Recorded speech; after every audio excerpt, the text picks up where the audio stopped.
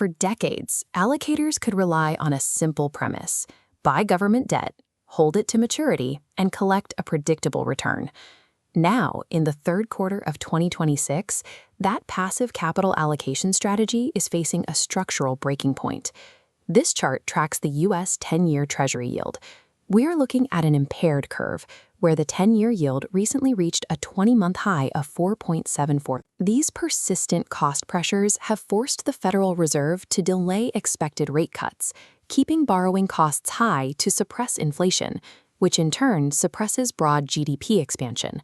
This creates a mathematical trap. If safe government bonds are losing value due to rising yields, how do allocators generate their target returns without taking on severe duration risk or diving into dangerous structural credit exposure? To answer that, we will analyze two distinct real-time adaptations to this environment. We will look at the mechanical adjustments of a Tier 1 institutional bank and compare them against the strategic pivot of a private wealth portfolio. As the baseline for risk-free returns shifts, the logic of passive allocation is under immense pressure. Navigating this regime requires capital to be actively and structurally repositioned. The baseline economic reality across North America is heavily constrained.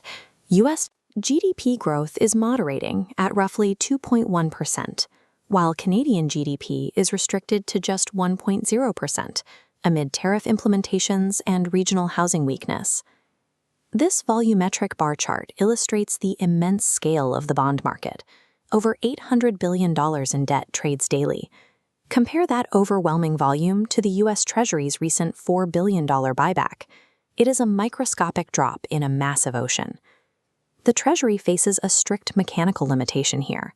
Unlike the Federal Reserve, which can create bank reserves out of thin air through quantitative easing, the Treasury must use actual tax revenues or issue new short-term bills to fund these operations. Because of this severe liquidity mismatch, the broader bond market completely absorbed the buyback and shrugged it off within 24 hours. The intervention lacked the mass to change the curve. Meanwhile, the private sector is not stepping in to fill the void. Non-financial corporate credit growth is sitting subdued at just 3.6% year-over-year, effectively paused until the tariff and trade policies are resolved. The math is clear. Government interventions are vastly outmatched and corporate borrowing is stalled. Institutions are completely on their own to engineer yield and protect capital. Faced with these constraints, Tier 1 institutions execute aggressive balance sheet engineering. Bank of Montreal's Q3 2026 earnings provide a precise case study of this adaptation. Look at BMO's Q3 2026 summary income statement. There is a glaring paradox. Reported net income plummeted 25%, down to $1.75 billion. Conversely, adjusted net income rose 19% to $2.85 billion. This divergence holds at the per-share level, reaching $3.96. The mathematical driver of this gap disconnect is a massive $1.1 billion pre-tax adjusting item applied against the reported earnings. The specific charge stems from a strategic goodwill write-down, triggered by BMO's decision to sell its transportation and vendor finance businesses to Stonepeak. BMO accepted this short-term accounting hit to execute a shrink-to-grow strategy. They are converting illiquid, capital-intensive legacy loan portfolios into immediate cash. This tracks the regulatory payoff of those divestitures. By shedding assets, BMO added 50 basis points to its common equity Tier 1 ratio, pushing it to 13.0%. This engineering occurred while underlying credit performance strengthened, with provisions for credit losses dropping to $722 million.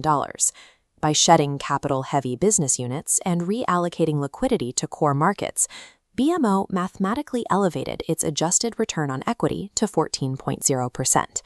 This billion-dollar accounting loss represents a calculated trade-off. BMO is prioritizing the mechanical optimization of its CET1 regulatory capital over its short-term GAAP-reported income. Private capital allocators face the exact same macroeconomic headwinds, but they lack the ability to manipulate regulatory capital ratios. They still have to figure out how to replace the 7 to 10% historical equity returns of the impaired 60/40 portfolio. They are caught in a dilemma. Traditional fixed income invites capital destruction through duration risk, while venturing into private debt introduces severe structural credit exposure. To solve this, independent researchers are currently proposing a bifurcated two-pillar portfolio architecture. It replaces passive debt with a combination of physical infrastructure and active derivatives. The first pillar relies on midstream energy MLPs. This is physical, essential infrastructure, the pipelines forming the circulatory system of the modern economy. These partnerships also own expansive networks of physical storage facilities, holding millions of barrels of inventory. And they control the industrial processing plants that prepare these materials for market. Unlike traditional oil and gas exploration companies that rise and fall with volatile commodity prices, these midstream MLPs operate on a strict toll booth economic model. They collect fixed fees based purely on the volume of material flowing through their systems. Following a period of intense balance sheet discipline across the sector, these operators now maintain historically low leverage ratios. Their cash distributions are highly covered by actual operating free cash flow. The second pillar is designed to pull the portfolio's overall yield toward double digits using active equity option overlay ETFs. Rather than relying solely on corporate dividend payouts, these active ETFs purchase high-quality major indices like the S&P 500 or NASDAQ 100 and write call options against them to capture implied volatility premiums. Older covered call funds capped all equity upside, but modern overlays dynamically adjust their strike prices and hedge their positions. This transforms volatile markets into spendable monthly income while still allowing participation in structural bull runs. By combining the highly covered physical cash flow of energy infrastructure with the derivative premiums of active equity overlays, the portfolio mathematically approaches a blended yield of 7 to 8%. In this environment, private capital must move past passive debt. The viable path forward is to engineer synthetic yield through physical infrastructure and derivative overlays. Despite operating at different scales, the institutional response from BMO and the private market response from independent wealth researchers share a unified operational logic. This matrix maps both strategies against each other. Whether an institution strips away legacy loans or a retail investor stacks pipelines with derivatives, both paths converge on maximizing return on capital. Both strategies represent a deliberate evasion of the stagnant middle of traditional credit markets. Both allocators are responding to identical macroeconomic drivers: persistent federal budget deficits and the lingering threat of USMCA tariffs.